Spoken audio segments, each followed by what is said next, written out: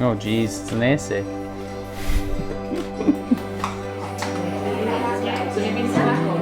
Shaun, I can't believe it. Our wedding day is finally here, 18/06/2022.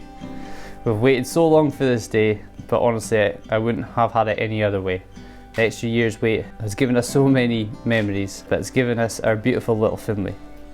Watching you become daddy to our little boy has just amplified my love for you. We're so very lucky to have you. From the moment I opened that first message from you, I knew I'd found someone special.